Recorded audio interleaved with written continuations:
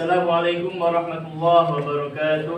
Waalaikumsalam warahmatullahi wabarakatuh.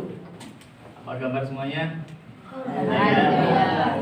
Baik, mari kita mulai pembelajaran pada hari ini dengan membaca doa suratul Fatihah. La haula wala quwwata Nabi Mustafa Muhammadin sallallahu alaihi wasallam. Syarul lailul Fatihah. A'udzu billahi minasyaitonir rajim. Bismillahirrahmanirrahim. Alhamdulillahi rabbil alamin. Ar-Rahmanir Rahim. Maliki yaumiddin. Iyyaka na'budu wa iyyaka nasta'in. Ihdinas siratal mustaqim. Siratal ladzina an'amta 'alaihim ghairil maghdubi 'alaihim waladdallin.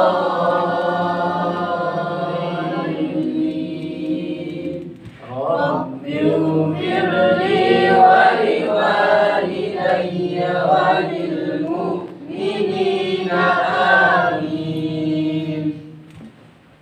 Baik, selanjutnya saya absen terlebih dahulu. Pertama, Abdullah Nabil, Ahmad Syekhu Wirai, Ahmad Sofyan At-Tawli, Al-Nabil, Badrus Soleh, Evan, Fakhri, Faiz, Syam, Hilbir, Mustafa, ya, Al-Ghifari, Ali, Ashraf, Nafa, Bal, Firan, Nafi, Wahyan, Wahyu, Yusuf, Kafa, Raihan, Tasya, Ardi, Pras Alifi. Baik, pelajaran sebelumnya tentang apa? Yaitu tentang apa? Tentang kekuasaan Allah Subhanahu wa taala, ya. Yaitu Allah memiliki sifat yang namanya apa? Al-Qadir. Yang bermakna apa? Yang maha berkuasa atas segala kehendak. Baik. Jadi materi untuk yang kali ini adalah tentang kandungan surat Asy-Syams. Tentang kandungan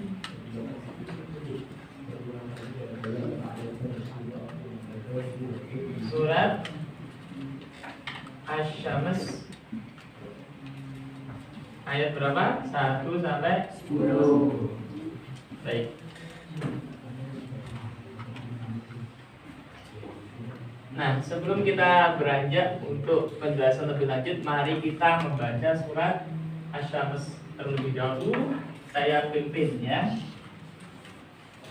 A'udzu billahi minasyaitonir rajim. A'udzu billahi minasyaitonir rajim. Bismillahirrahmanirrahim. Bismillahirrahmanirrahim. Wasyamsi wadduhaha. Wasyamsi wadduhaha. Wal qamari idza talaha. Wal qamari idza talaha. Wan nahari idza jallaha. Wan nahari idza jallaha. Wal laili idza yaghshaha. Wal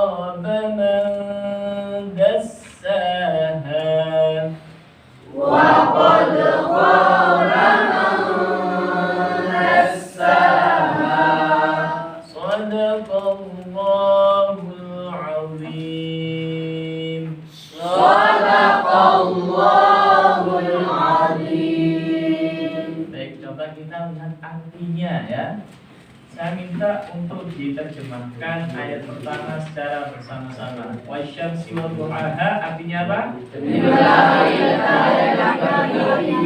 Wal qamari idza talaha wan nahari idza jallaha wal laili idza yaghshaha was samai wa ma banaha wal ardi wa ma tahaha wa nafsin wa ma sawwaha fa alhamaha fujuraha wa taqwaha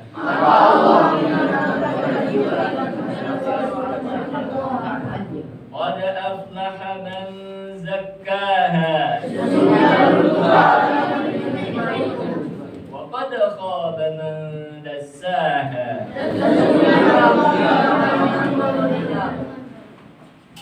Yang pertama ayat pertama tadi apa? Wasyamsi wa duhaha, demi matahari dan cahayanya di pagi hari.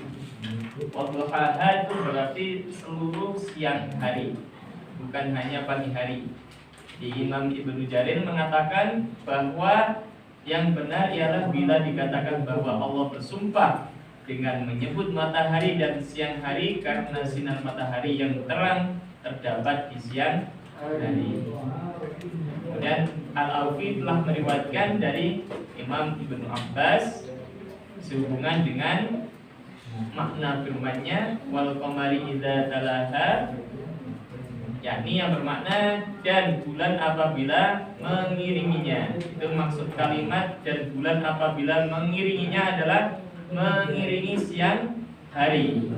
Imam Qatadah mengatakan sehubungan dengan makna firman-Nya apabila mengiringinya ialah maksudnya adalah hilal, yaitu bila mentari terbenam, ketika matahari terbenam maka hilal atau rembulan baru akan kelihatan.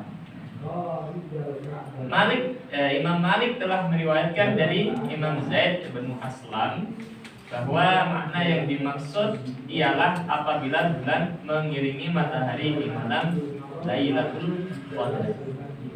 Itu ya. Kemudian wan nahari idza jallaha, dan siang apabila menampakkannya. Imam Mujahid mengatakan bahwa makna dari kalimat dan siang apabila menampakkannya itu adalah bila cuacanya cerah. Dan Imam Qatadah mengatakan sehubungan dengan makna firman tersebut adalah apabila siang hari menerangi semuanya. Imam Ibnu Jarir mengatakan bahwa sebagian ahli bahasa Arab mentakwilkan hal ini dengan pengertian siang hari apabila mengusir gelapnya malam hari. Kemudian selanjutnya walaili idza yaghshaha. Para ulama menjelaskan surat Asy-Syams ayat 4 ini yaitu apabila malam menutupi matahari saat tenggelam. Jadi seluruh cakrawala menjadi, kalau sudah matahari tenggelam maka cakrawala atau langit itu akan menjadi gelap, menjadi gelap gulita. Nah, selanjutnya Imam Baqiyah Ibnu Walid telah meriwayatkan dari Sofwan dan telah menceritakan kepadaku, yakni Yazid bin Zihamamah, yang mengatakan bahwa apabila malam hari tiba, Allah Subhanahu wa taala berfirman, hamba-hambaku telah ditutupi oleh makhlukku yang satu. Malam hari takut kepada Allah, dan Allah yang telah menciptakan lebih berhak untuk ditakuti. Demikianlah menurut yang diriwayatkan oleh Imam Ibnu Abi Hatim. Kemudian wasama wa ma banaha, yang artinya dan langit serta pembinaannya. Menurut Imam Qatadah, kata ma pada ayat 5 dapat diartikan sebagai ma masdariyah, sehingga artinya menjadi dan langit serta bangunannya. Adapun Imam Mujahid berpendapat bahwa kata man dapat pula dianggap sebagai huruf yang bermakna man, hingga dapat diartikan menjadi dan langit serta Tuhan yang membangunnya. Baik, selanjutnya wal ardi wa ma tahaha, dan bumi serta penghamparannya. Pada ayat ke-6 Imam Mujahid mengatakan bahwa tahaha artinya penghamparannya. Imam Al-Aufi meriwayatkan dari Imam Ibnu Abbas sehubungan dengan firman-Nya dan penghamparannya, yakni segala makhluk yang terdapat di dalamnya. Kemudian ayat selanjutnya ke-7, wa nafsi wa ma sawwaha, dan jiwa serta penyempurnaan ciptaannya. Firman Allah pada ayat ke-7 ini yakni penciptaannya yang sempurna dengan dibekali fitrah yang lurus lagi tegak, seperti yang disebutkan dalam ayat lain, yakni fa'aqim wajhaka lid-dini hanifa fitratallahi allati fataran nas 'alaiha. Maka hadapkanlah wajahmu dengan lurus kepada agama Allah, tetaplah atas fitrah Allah yang telah menciptakan manusia menurut fitrah itu. Tidak ada perubahan pada fitrah Allah. Nah, falhamaha fujuraha wa taqwaha, maka Allah mengilhamkan kepada jiwa itu yakni jalan kefasikan dan ketakwaannya. Ayat ke-9, qad aflaha man zakkaha, sesungguhnya beruntunglah orang-orang yang menyucikan jiwanya. Nah, ayat ke-9 ini sesungguhnya beruntunglah orang yang menyucikan jiwa itu, takwil maknanya adalah dapat dikatakan bahwa sesungguhnya beruntunglah orang yang menyucikan diri dengan taat kepada Allah, sebagaimana yang dikatakan oleh Imam Qatadah, dan membersihkannya dari akhlak-akhlak yang hina. Ini yang terakhir ayat ke-10, wa qad khaba man dassaha, dan sesungguhnya merugilah orang yang mengotori jiwanya.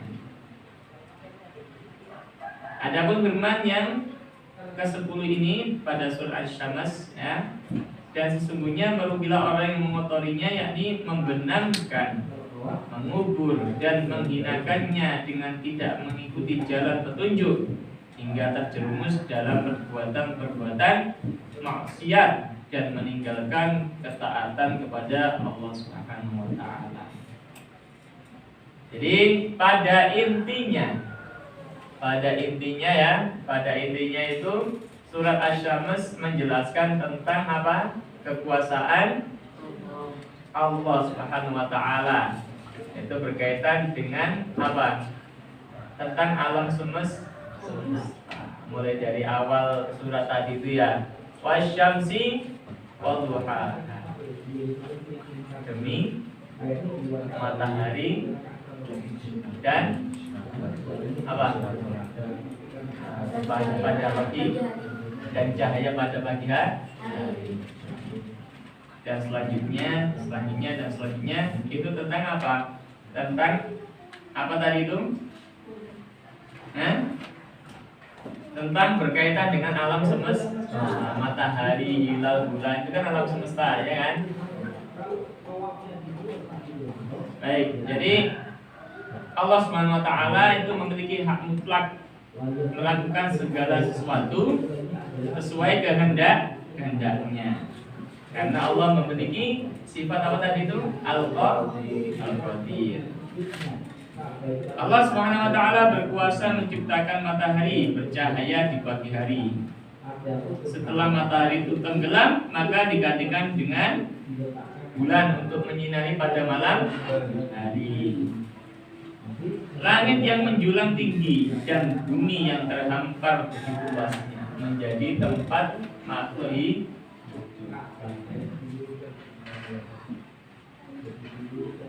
Nah, dari situ apa yang bisa kita peroleh?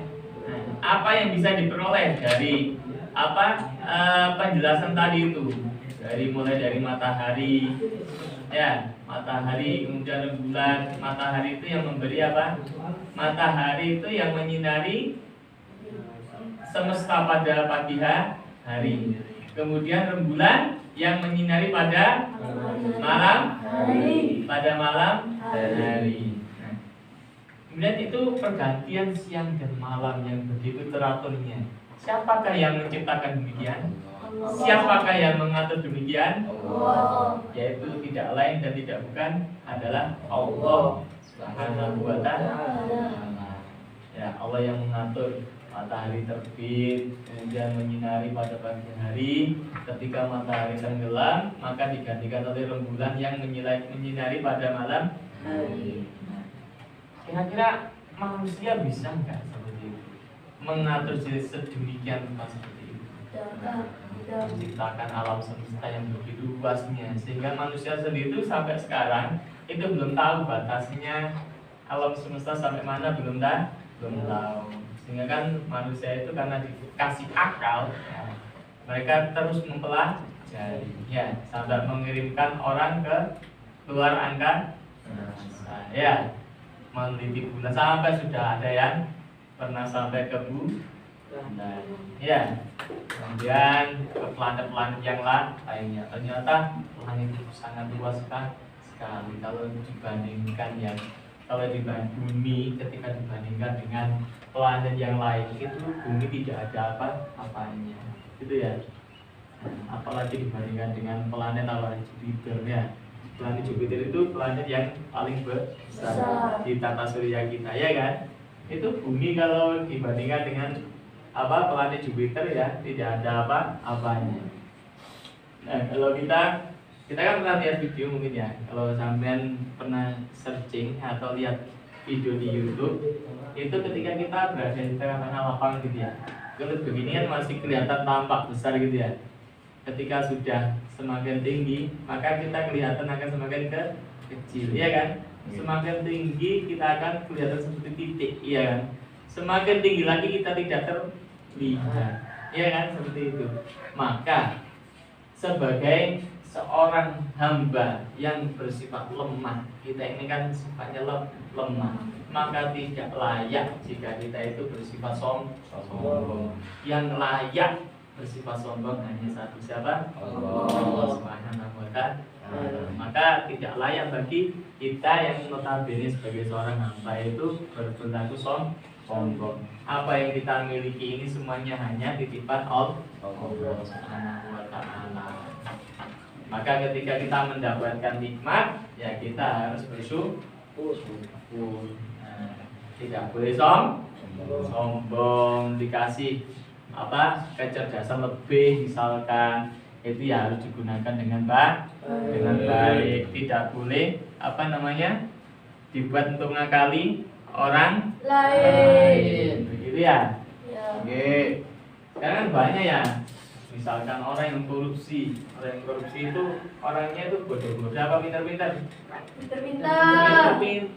Dan orang yang jadi DPR, ya, pejabat negara, itu kan orangnya pintar-pintar, ya kan? Ya. Tetapi karena tidak mengetahui hakikat dirinya sebagai hamba, sehingga kepinterannya tadi itu dibuat untuk menzalimi orang lain, dibuat untuk merugikan orang lain.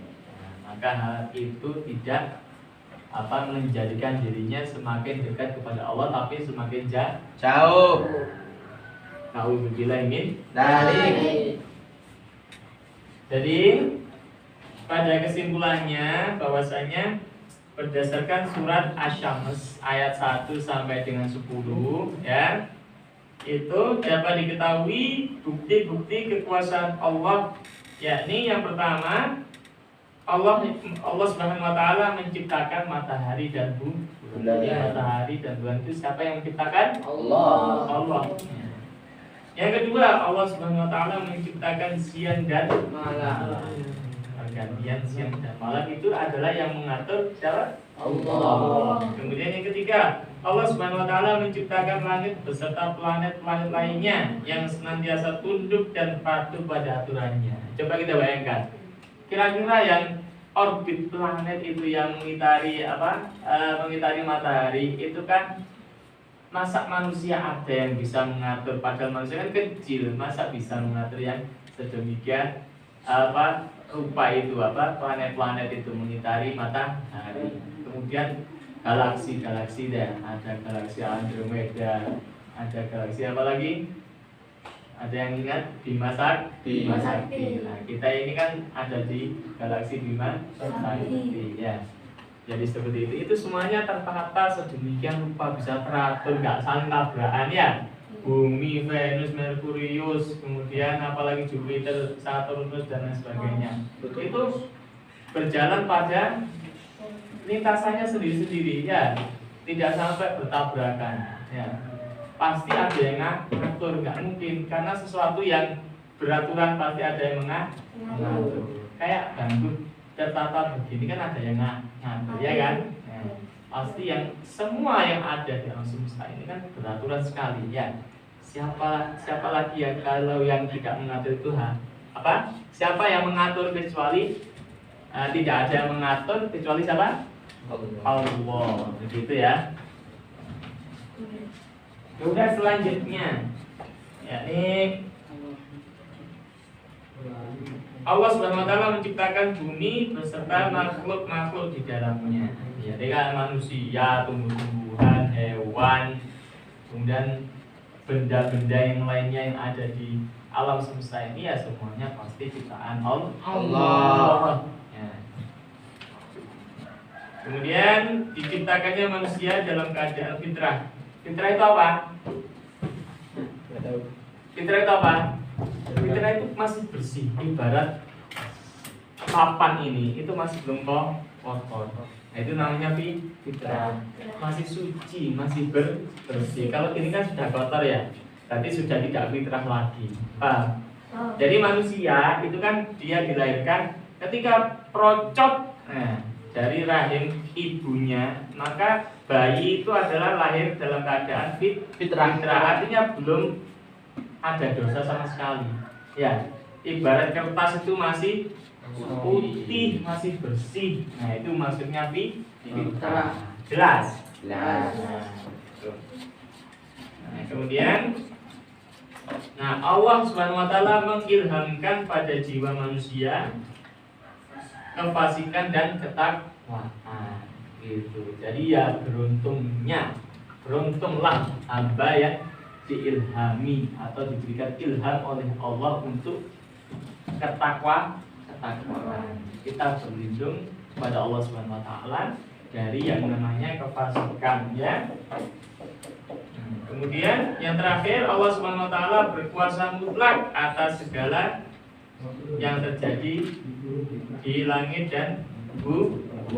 Jadi semuanya yang terjadi ini adalah semua yang ngatur itu adalah Allah Subhanahu wa taala. Baik.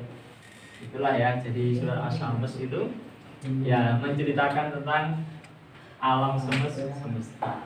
Begitu beraturannya, penciptaan matahari dan bulan, pergantian siang dan malam. Itu adalah semua yang mengatur Allah Subhanahu wa taala. Sehingga kita bisa tahu tentang kuasanya Allah melalui surat Asy-Syams ayat 1 sampai 10. Nah, tugas kalian nanti adalah menghafalkan surat Asy-Syams ayat 1 sampai dengan 10. Gitu ya. Baik, hari ini saya cukupkan terlebih dahulu. Insya Allah kita akan berjumpa kembali pada pertemuan berikutnya. Mudah-mudahan apa yang kita pelajari hari ini itu menjadi ilmu yang berkah dan manfaat. Baik, mari kita akhiri pelajaran pada hari ini dengan membaca doa kafaratul majlis. Subhanakallahumma wa bihamdika asyhadu an la ilaha illa anta astaghfiruka wa atubu ilaik. Rabbana taqabbal minna wa taqabbal